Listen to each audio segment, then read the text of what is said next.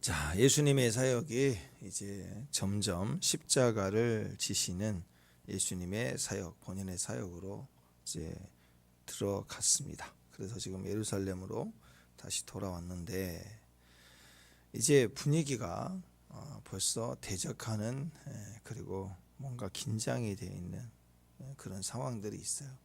그러니까 주님이 드디어 그러니까 이게 선지자 아닙니까? 선지자는 미래를 예측하는 게 아니에요. 선지자는 주님 말씀하시는 걸 그대로 알려주시는 대로 전하는 게 선지자죠. 그렇죠?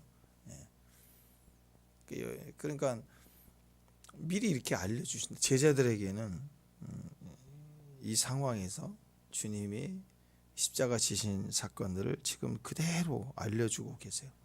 그래서 죽으시고 3일 만에 살아나리라 하고 다 말씀해 주시죠. 근데 제자들은 이 중요한 메시지가 안 들리죠. 너무 답답하지 않습니까? 지금 이 엄청난 십자가 사건을 말씀하시는 그때 요한과 야고보가 와가지고 주님 오른팔 왼팔 되게 해달라고, 임명식 해달라고, 세자처럼 미리 책봉해달라, 뭐 그런 거 아니에요. 그런 모습이 보이더라. 그랬을 때 그 두 사람의 문제로 끝나지 않고 나머지 제자들이 막 화가 난 거예요. 그래서 이제 분란이 일어난 거죠. 주님 십자가 지기 전인데 분란이 일어났습니다. 그래서 전체를 불러놓고 인자가 온 것은 섬기려 함이다. 자, 어느 정도 섬겨야 되느냐? 내 목숨 내놓고 다른 사람 섬기는 거다. 이제 그 얘기를 하는 거예요. 그리고 너희가 원하는 그 자리는 예비된 자에게 속했다. 내가 주는 게 아니다. 그 얘기입니다. 자, 전체적으로 이제 그런 내용인데요. 사람 속에는 그게 있죠. 욕망. 이런 일들이 사실 우리의 마지막 때에도 일어납니다. 주의 메시지와 또 주의 계시가 주의 재림의 때 우리에게 막 메시지가 더 가까이 올 거예요. 마치 어디서 부산을 간다고 하면 부산에 가까울수록 이정표가 막 자주 보이잖아요. 부산 몇 킬로 막 자주 보이는 것처럼 사탄도 우리를 미혹하기 때문에 하나님의 사람들 또 천사들 뭐 그런 계시들을 통해서라도 주의 때가 가까이 왔음을 어떻게든 우리에게 알려주실 거란 말이에요. 근데 동시에 어떤 일이 벌어지냐, 사람이 그렇게 주 앞에 열심히 했던 사람들조차도 이렇게 수제자와 같은 사람들조차의 마음속에 욕망이 올라와요. 욕망이 마지막 때가 될수록 욕망이 올라온다. 본능에 가지는 마음, 이상하죠. 안 그러고 싶어도 올라와요. 그래서 사람이 사역자로서 크게 쓰임받고 훌륭했던 사람도 말년에 와가지고 이상해지는 거예요. 이상한. 오늘 그 얘기를 하는 거거든요. 사람의 욕망이 다뤄지지 않으면 끝까지 이게 지금 다뤄져서 철저하게 예수의 사람이 되지 않으면 이게 나중에는 그림자 만들기 시작해요. 그림자 놀이한다. 그래서 오늘 이 사건을 통해서 하나님 우리에게 말씀하시는 거죠. 뼛속까지. 그래서 어느 정도까지 섬겨야 되느냐. 헌신은 섬김이라고 하는 것은 목숨 내놓고 하는 거예요. 그러니까 자기 것을 취할 여력이 없는 거죠. 그걸 내놓고 하는 건데. 그러니까 이 욕망이 올라온다는 거. 우리 마지막 때 욕망이 올라옵니다. 그래서 지금 다뤄지지 않으면, 지금 훈련되어 있지 않으면 이 자아는 끊임없이 올라오게 돼 있어요. 그래서 욕망의 싸움, 야망이라는 게 무시무시하게 올라와요. 이 두 사람만이 올라오는 게 아니라 이 나머지 제자들도 막 화를 냈다는 거 뭐예요? 같이 올라오는 거예요. 자, 근데 이 엄청난 제자들의 욕망이 이 사건으로 인해서, 저는 그래요. 저는 생각하기를 이 사건으로 인해서 나중에 이 사건으로 인해서 이들 안에서 이게 다뤄졌겠구나라는 생각이 들어요. 예수님 십자가 죽으실 때 꺾이고 그로 인해서 나중에 야고보를 보면은 첫 번째 순교자가 되잖아요. 그죠? 목숨을 내놓고 섬기는 첫 번째 순교자가 돼요. 그런 걸 보면 이때 부러졌구나. 또 그 위대한 하나님의 사람, 그러면 또 요한이 빠질 수 없잖아요. 이 두 형제, 근데 제일 먼저 약삭빠르게 선빵 때리는 이 모습을 보세요. 인간의 모습이 그렇습니다.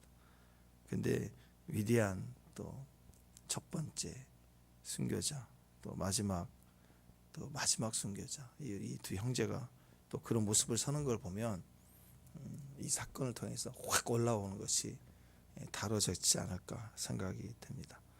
욕구가 없는 사람이 없습니다. 욕망이 없는 사람이 없습니다. 사람은 기본적으로 사랑받고자 하는 욕구가 있어요. 인정받고 싶은 거예요. 또 안전한 데 있고 싶은 거예요. 물론 시작은 그렇게 돼요. 보호받고 싶고 좀 안정되고 싶고. 그래서 때로는 막 갑질하고 막 지저대고 질러대고 막 소리 지르고 막 자기 힘을 과시하고, 이것도 어떻게 보면 대단한 상처를 받은, 자기를 불안하니까 자기를 지키려는 습관이 뭐가 소유될 때마다 막 더 거세게 드러났는지도 모르죠. 사람은 근본 마음의 깊은 곳을 찾아 들어가면 보호받고 싶고 안정되고 싶고 때로는 중요한 사람이 되고 싶고 그런 마음이 있다라는 거예요. 사람은 어디서나 인정받고 싶고 인기 있는 사람 되고 싶고 중요한 사람이 되고 싶은 그런 욕구가 있습니다. 누구나 다 있어요. 그러니까 그걸 자꾸 해줘야 되겠죠, 그죠? 문제를 일으키고 또 막 불안하고 그럴수록 나 놀고 싶어 그런 마음이 있겠지만 깊은 곳에는 인정받고 싶은 마음이 있고 또 사랑받고 싶은 마음이 있어요. 그걸 해줘야 되는 거예요. 계속 그 얘기를 해줘야 되는 거예요. 계속 다가가지고 그 얘기를 해주는 거예요. 예수님 우리에게 하시는 얘기 그거 아니에요. 찾아오자, 사랑한다, 내가 지켜줄게. 율법으로는 너는 가난하지 않을 거야, 너를 억울하지 않게 할 거야 하고 율법을 주신 이유도 거기 있는 거예요. 우리는 서로 사랑을 확인해주는 대상이 되라, 그런 부르심이 있는 거 아니에요. 예수님의 제자가 이 많지만 지중에서 12제자, 그 중에 특별히 3명의 수제자가 아닙니까? 수제자 베드로, 야고보, 요한. 근데 오늘 와서 무슨 얘기를 하느냐, 주의 영광 중에, 자 37절 한번 읽어보죠. 37절 이거 굉장히 중요합니다. 시작. 여짜오되 주의 영광 중에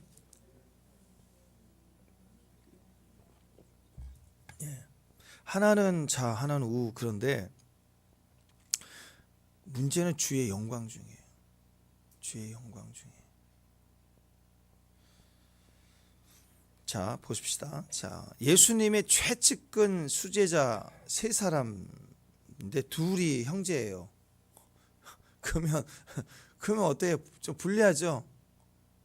진짜 한 형제가 되면 이 삼형제가 예수님의 제자로 얼마나 좋겠습니까? 근데 만약에 조금 인간적으로 부딪힌다 그러면 베드로가 제일 불리해요. 둘은 형제인데 뭐. 안 그래요? 둘이 형제인데 못 버티죠. 그렇게 되면. 마태복음에서는요, 두 형제가 아니라 어머니가 끼어요. 그 엄마가 다 큰 아들인데 엄마 찬스가 있어요. 학구열이 대단히 높았던 것 같아. 극성 엄마 뭐 이렇게 볼 수 있을 것 같아. 또 이 엄마가 예수님을 잘 섬겼던 것 같아요. 그러지 않고 처음 시골에서 올라온 엄마가 야 내가 이렇게 해줄게 그러지는 않았을까요? 예수님께 딱 두 아들을 데리고, 다 컸지만 데리고 예수님께 부탁한 걸 보면 평소에도 잘 섬기고 그랬던 모습이 있었던 것 같아요. 그런 인간적인 그런 열성, 극성 뭐 이런 엄마로 볼 수 있어요. 다 큰 두 아들을 붙잡고 엄마가 나섭니다. 그러니까 엄마가 두 아들을 데리고 나서서 엄마가 부탁을 하는 거지만 사실 오늘 마가복음에서는 엄마를 빼고 야고보와 요한의 이야기로 나오는 걸 보면 똑같았다라는 거죠. 두 아들의 마음도 똑같았고 두 아들이 요구했다라고 이렇게 기록한 걸 보면 그 엄마가 나섰지만 두 아들이 했다. 그게 맞는 거죠. 그죠? 두 아들이 엄마를 데리고 와서 얘기했다. 그럴 수는 없잖아요. 그죠? 그죠? 그러니까 엄마가 그동안에 열심히 한 것도 있고 하니까 내가 부탁해보마. 가자. 아유 어머니 가만히 계세요. 그건 아니에요. 이렇게 해야 되는데 같이 온 걸 보면 그냥 겸사겸사 맞아. 이때 니들이 인생을 알아? 내가 살아봤는데 이건 선빵 내려야 되는 거야. 지금 분위기 봐, 분위기 빨리 찍어야 돼. 막 그래서 막 설치됐던 것 같아요. 어쨌든 이렇게 와서 두 형제가 요구를 하는 장면입니다. 자, 수제자가 최측근 수제자가 3명인데 그들의 둘이 형제예요. 그래서 둘이 형제인데 참 예수님 팔이 3개면 좋을 텐데 팔이 딱 예수님 2개네. 그러니까 왼팔 오른팔 해달라. 그러면 정황상 좀 이해가 되죠. 그러면 정확히 표현하면 지금 누구 노리는 거예요? 누구? 3명 제자인데 둘이 형제가 좌우하면 누구 빼달라는 거예요 지금? 베드로 빼달라는 거예요. 베드로. 지금 그런 거예요 지금. 그러니까 사실 이 41절을 보면은 10 제자가 이걸 듣고 열받아 가지고 막 화를 내죠.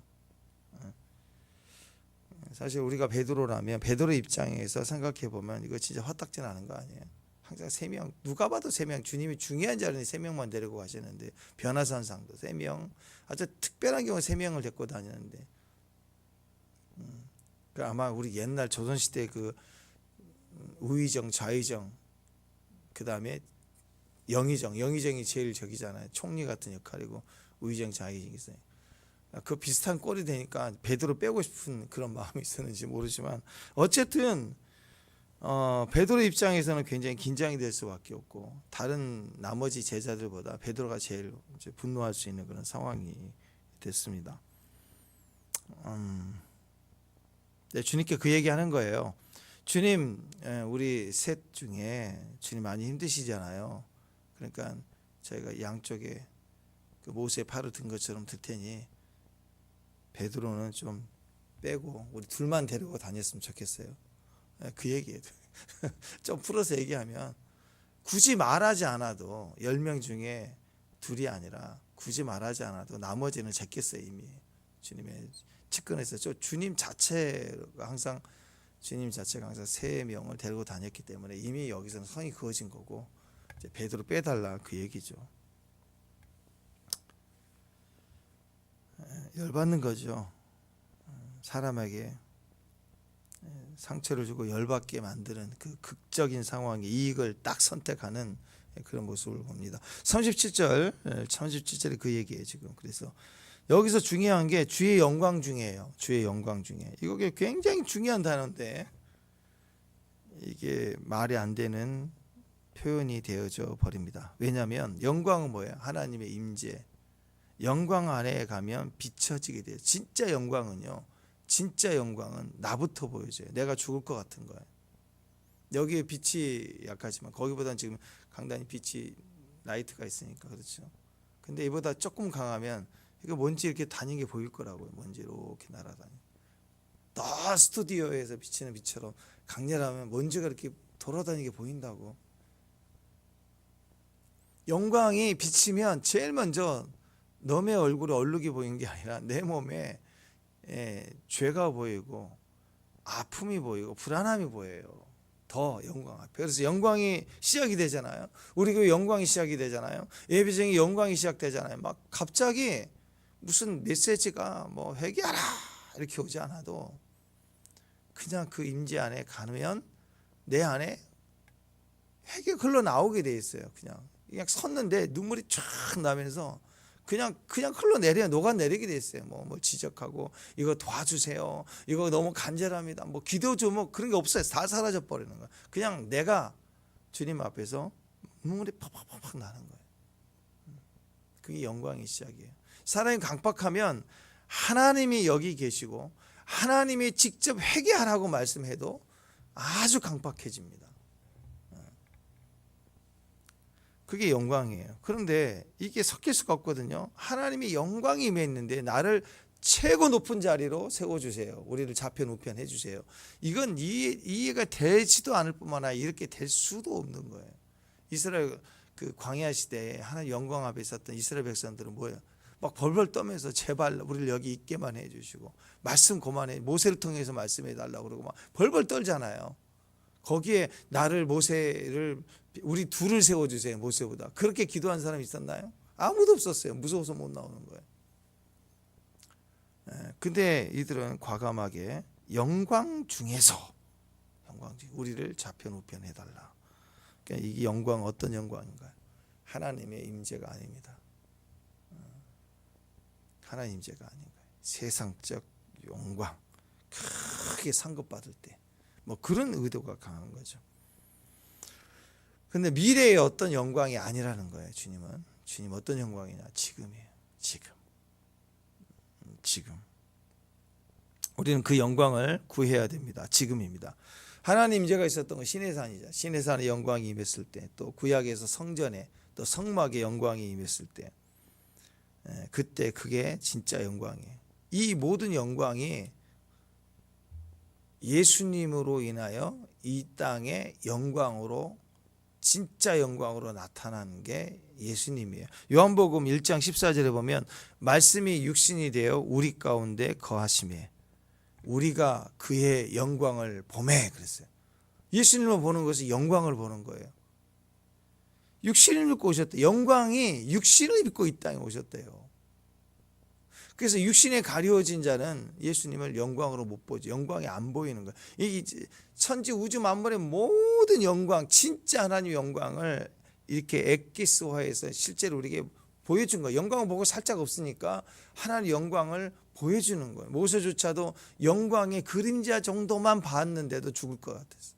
그 영광이 온 얼굴에 온 마음에 빛이 나기 시작했잖아요. 사람이 영광을 보고 살 수가 없어요. 근데 우리에게 볼 수 있는 영광으로 다가오신 거예요. 그게 예수님이에요. 그래서 예수님을 본 자는 죽어버리는 거예요. 진짜 영광을 본 자라면 영이 다 죽어버리는 거예요. 죽음이, 사망이, 귀신이 다 죽어버리는 거예요. 반면에 영광을 보지 못하고 육신으로 보면 예수는 핍박하고 죽이려듯 하겠죠.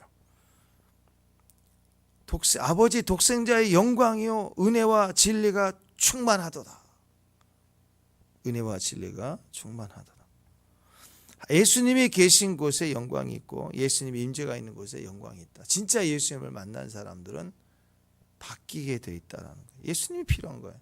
이 땅의 모든 문제에는 예수님이 필요한 거예요. 요한계시록 예수님이 모든 환난 중에 예수님이 오시면 우리 중심에 계시면 된다. 요한계시록에 나온 얘기 아니에요. 우리는 예수가 있어야 되는 거예요. 자, 예수님의 영광이 있는 곳의 특징이 오늘 여기 나와요. 그래서 뭐 여러 가지 표현할 수 있지만 오늘 이거 한 가지 기억해야 됩니다. 하나님 영광이 나타난다. 예수님의 영광이 나타날 때 확인이 되어지는 중요한 특징. 그림자가 없어요. 그림자가. 하나님의 영광은 절대로 그림자를 만들지 않습니다. 이것이 하나님의 영광인가 아닌가 우리 어떻게 알 수 있는가? 그림자가 있는가 없는가를 보면 알아요.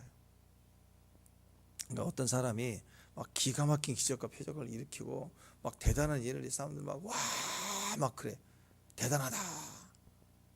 그때 우리가 주의해야 됩니다. 뭘 봐야 돼요? 이 사람이 하나님의 메시지를 전하고 막 기적을 일으키는데 늘 하는 얘기가 막 그림자를 만들어내. 자기 이름을 이렇게 흔적을 막 상징하려는 뭔가를 막 하기 시작해. 자기 이름의 어떤 티셔츠를 만들어 팔기 시작하고. 아니 하나님의 영광을 맛보면 그 영광을 더 붙들고 가려는 최고의 마음이 다른 사람들보다 나는 그 자신이라고 생각하거든요. 하나님 임재를 조금 맛봐도 그 영광을 놓치고 싶지 않은 마음이 있는 거예요. 그래서 소위 말해서 24시 기도를 한다 그러면 그 다른 사람은 시킬 이유가 없어요. 제일 중요한 건 본인이에요. 본인이 그 맛을 보면 사역보다도 주님 앞에 가려는 마음이 더 크거든요. 그러면 더 큰 임재 안에, 더 강력한 임재 안에 들어가려는 마음이 막 수시로 올라오기 때문에 뭐 티셔츠 만들어서 팔자, 조직을 키우자, 뭐 하자, 뭐 할 생각이 여력이 없어요, 사실은. 근데 요즘에 이 단체들이 좀 커진다 싶으면 하나님의 영광을 위해서 한다 그러면서 그 단체 이름으로 무슨 카드를 만들어 막 등록시키고 또 카드를 뭐 선교 카드인가 뭔가 하고 막 그런 걸 자꾸 하는데 그거 딱 하나가 보이죠. 자꾸 그림자예요, 그림자. 이게 갈수록 더 커지네, 가짜네. 그게 딱 보면 돼요. 더 크면. 우리가 조심해야 됩니다. 이 그림자 자꾸 만드는 거. 우리 기드온 마지막 때 금 애본 만들어 놓고 다 진열해 놓고 보고 있는 거. 그 이상한 짓을 하는 거죠. 결국 그렇게 가는 거예요. 여러분, 우리 교회도 마찬가지입니다. 하나님 영광을 위해서 뛰는가, 아니면 교회가 커질수록 사람의 탐욕, 욕망, 이미지, 교회 이미지, 브랜드 막 이걸 가지고 뛰는 것인가, 어떻게 확인해 볼 수 있죠? 뭘 보면 아는가? 교회 그림자가 있는가 없는가, 그걸 보면 알아요. 하나님의 영광을 위해서 뛰면 절대로 그림자가 안 생겨요. 그림자 만들 시간이 없어요. 그런데 인간적으로 나가면 그림자를 만들어야 돼. 일부러. 정치인들 보세요. 막 만들잖아. 이력, 지금까지 후보가 걸어온 길, 막 이런 거 막 엄청나게 해놔야 돼. 성과. 그래서 사진도 많이 찍어놔야 돼. 예전에 선거 앞두고 보면 막 그 후보들 그런 거 있잖아요. 막 수염 이렇게 기르고 막 노동 현장에서 막 한 달, 두 달 미리 막 그때만 악수하고 다니는 게 아니라 벌써 딱 5개월, 6개월부터 막 노동 현장에 가서 땀 흘리는 사진 다 찍어 올리고, 그때부터 그게 진짜로 서민들의 마음을 돕고자 하는 게 아니라 다 그게 준비된 거예요. 다 자꾸 뭘 만들어야 돼. 비석 세우고 뭐하고 사진 찍고. 교회가 그럴 때도 있더라라는 거죠. 자꾸 이미지, 그림자를 만들어내는 거예요. 그럴 시간이 없어요. 자, 보십시오. 야고보서 1장 17절 18절 보면은요, 제가 읽어드립니다. 온갖 좋은 은사와 온전한 선물이 다 위로부터 빛들의 아버지께로부터 내려오나니 그는 그림자도 변함도 없으시고 회전하는 그림자도 없으시느니라. 그가 그 피조물 중에 우리로 한 첫 열매가 되게 하시려고 자기의 뜻을 따라 진리의 말씀으로 우리를 낳으셨도다. 진리의 말씀으로 낳은 주의 종들, 참된 주의 선지자들. 우리가 신구약의 선지자들 보셨죠? 그림자 남아요? 없죠. 순교할 때 어떻게 죽어요? 그냥 죽어요. 그 위대한 세례 요한 그냥 죽잖아요. 사명 끝나면 그냥 가는 거예요. 뭘 남기고 뭘 막 기록하고 그럴 이유가 없어요. 뭘 써가지고 뭐 남길 이유도 없어요. 그냥 써서 남길 메시지가 있는 게 아니라 살아있을 때 다 해야 돼요. 다 할 수 있으면. 그걸 남기지 말고 다 쏟아내고 끝내야 돼요. 그걸 남기지 말고.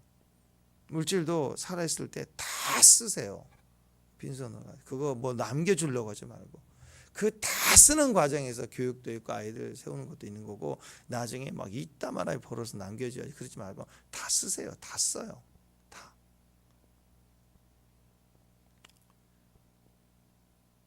위로부터 온전한 선물, 은사, 좋은 은사, 온전한 선물이 위로부터 빛들의 아버지께로 오시는데, 그건 빛들의 아버지께로부터 내려왔다는 그 사실 빛이라고 해서 빛. 자, 보세요. 그래서 이 두 가지가 존재합니다. 사람들에게는 빛, 그럼 빛이 딱, 그럼 뭐가 생겨요? 그림자가 생겨요. 여기 불을 꺼버렸어요. 빛이 없어요. 여기 이 공간에 빛이 없다. 그림자 있어요, 없어요? 없어요. 근데 이상하게 인간의 세계는 빛이 강할수록 그림자가 진해. 빛이 생기는 순간 그림자가 생기게 돼 있어요.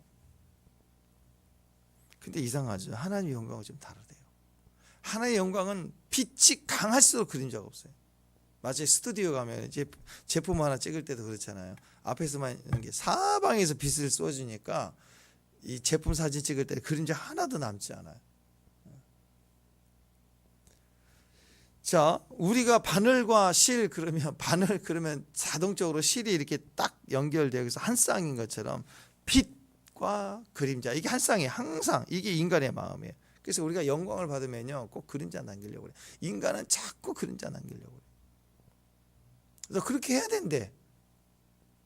그래 그 사람을 왕을 세우는 사람들도 이익을 봐야 되니까 그렇게 해야 된대.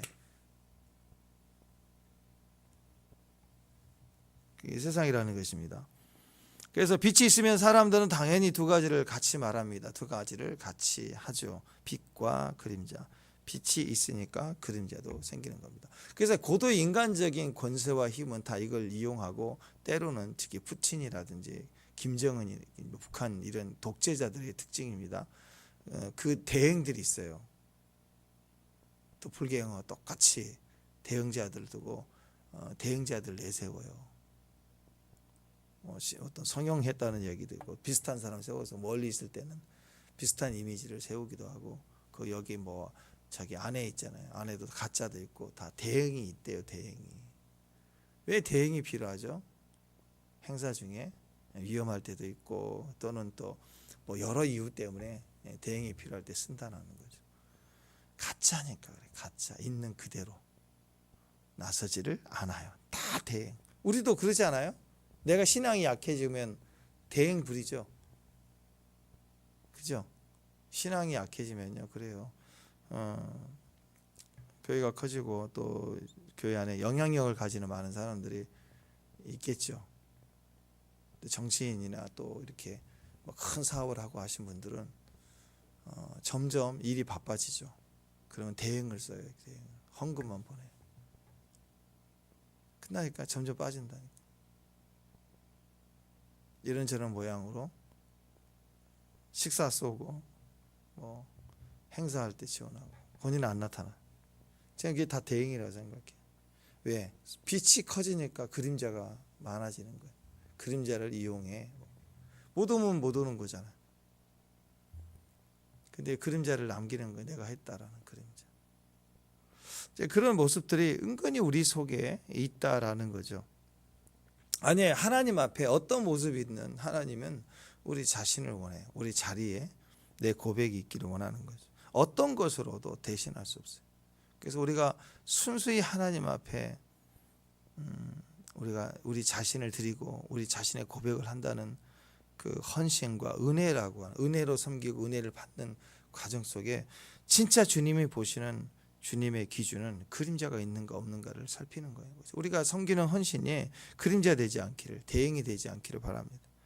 세상에 빛은 반드시 그림자를 남기지만 하나님의 영광의 빛은 그림자가 없대요. 회전하는 그림자가 없대요. 주의 아름다운 영광 안에서는 얼마든지 그림자가 없는 사역이 가능합니다. 그림자 없어야 돼요. 자기 이름 없어야 돼요. 어떻게 알죠? 하나님의 말씀을 던져보면 알아요. 그럴 때 그림자 없는 사람들은 통과해요. 근데 말씀 때마다, 큐티할 때마다, 또 설교할 때마다 막 걸리는 게 막 많아요. 마음에. 그게 다 그림자예요. 지금은 약해서 받지만 강해지면 그것을 내가 가리려고 하는 그림자가 나타나요. 그래서 저는 여러분 하나님 앞에서 투명해야 돼요. 어떤 말씀이든 그냥 다 지나가야 돼요. 아멘 하고 지나갈 수 있어야 돼요. 축복합니다. 예. 자, 그래서 우리가 어떤 일을 하거나 어떤 제안을 하거나 어떤 활동을 할 때 하나님의 영광, 하나님의 임재 속에서 하나님의 영광 안에서 뛰어야 돼요. 그래야 누구도 상처를 주지 않고 그리고 누구도 그림자가 없어야 돼요. 근데 그림자가 있는 사람들은 내가 그림자를 만들어내기 때문에 누군가는 내가 만든 그림자 때문에 불편해하고 힘들어한다고요. 오늘 10명의 제자들은 막 일어났어요. 왜? 그림자를 지금 만들었어. 그림자를.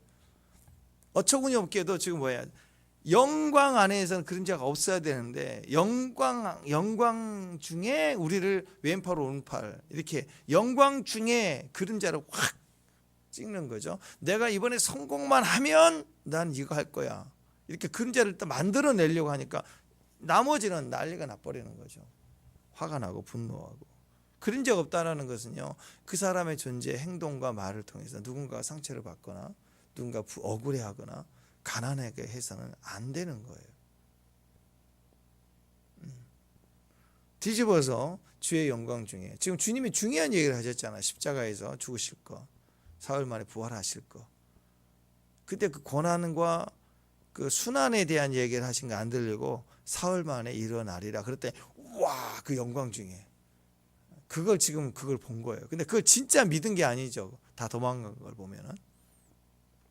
그러니까 진짜 그 다머지는 과정은 하나도 생각하지 않고 나중에 영광 중에 주님이 사흘 만에 일어나리라. 그랬더니 와, 그러면 그때가 이제 메시아 왕국이 도래될 거고 우리가 총리 한번 해 먹어야 되겠구나. 그런 마음에서 지금 그림자를 이미지를 지금 이미지 메이킹 하는 거 지금 아셨죠? 그때 그렇게 해주셔야 됩니다. 하고 지금 사슬에 선빵을 때리는 거죠. 지금 나와서 지금 만들어 가는 거예요. 지금 그림자를 형성해 가지고 제자들에게 주님이 이렇게 하셨다. 너희들은 선 넘지 마. 우리가 우선이야. 이런 얘기를 지금 하기 시작하잖아요. 이게 그림자라는 거예요. 어떤 제안이든 이게 뒤집어져서 주님 주의 영광이 임할 때 우리가 오른편 왼편 되게 해주세요가 아니라 주님의 영광이 임할 때 우리 제자들 나머지 우리 형제들이 다 같이 그 영광 앞에서 주님의 길을 따르기를 원합니다. 그래서 제자 친구들이 다 얼마나 좋아했겠어요.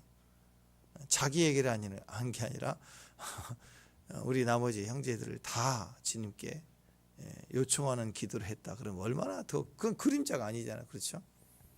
그래서 우리는 그런 모습들을 볼 때 주님 제가 주님께 크게 쓰임 받기를 원합니다. 주님 제가 오른팔 왼팔 되기를 원합니다. 이게 인간적으로 보면 그렇게 나빠 보이는 것은 아니죠. 주의 일에 주님 앞에 충성스럽게 쓰임 받기를 원합니다. 그런 의도이기도 하잖아요. 오른팔 왼팔이 꼭 그렇게 표현을 해서 그렇지 제일 선봉해서 주의 일을 하는 열심히 되고 싶습니다. 그렇게 이해를 하면 그게 꼭 그렇게 나빠 보이는 말은 아닌 것 같아요.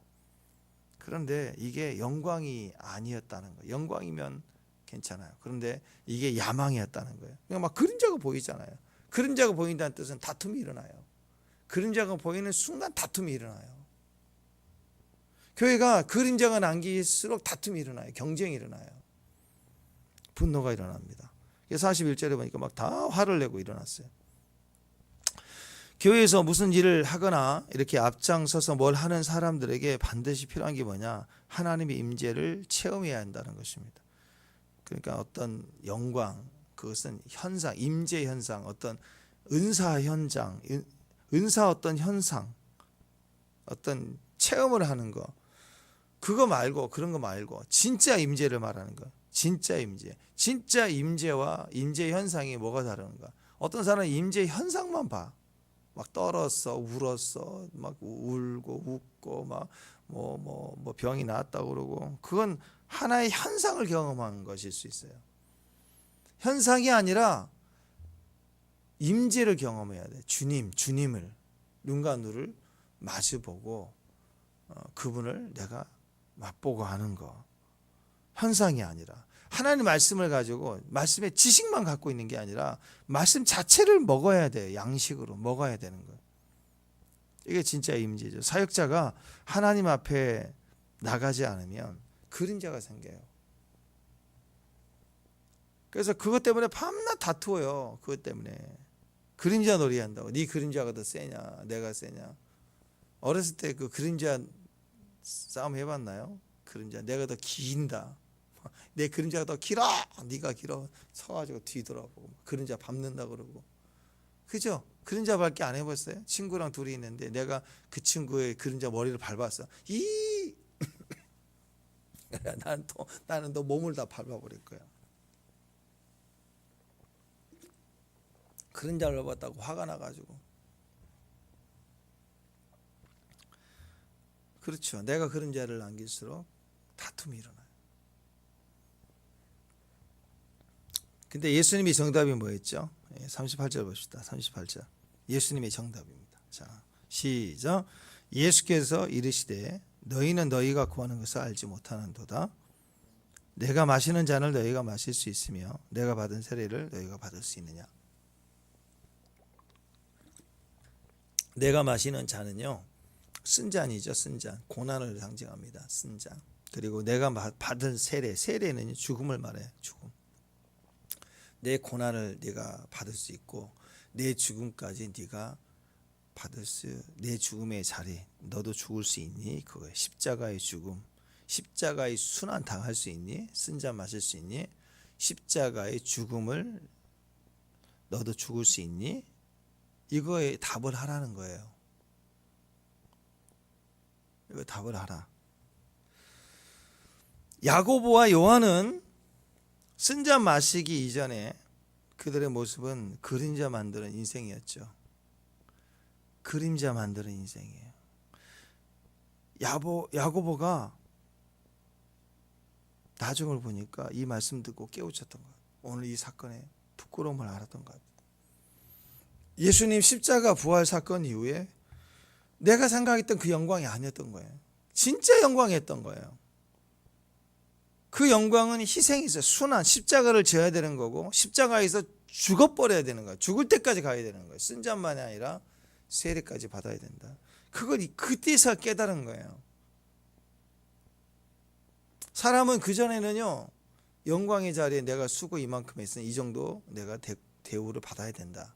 그림자에 대한 자기 공로, 자기 이름, 자기 그림자를 항상 남기려고 해요. 그런데 야고보를 보면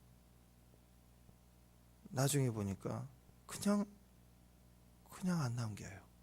그냥 첫 번째 순교자. 여러분 스페인까지 가가지고 이름도 없이 빛도 없이 말씀을 증거하고 정말 핍박과 거절당하면서 문을 두드리는 막 계속 복음을 증거하는 그런 인생.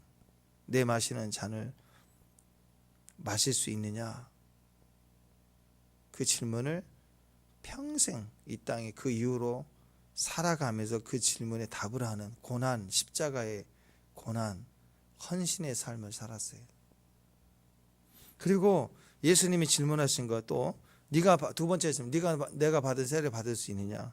그 질문에 yes 하고 첫 번째 순교자가 됐어요. 제일 먼저 yes.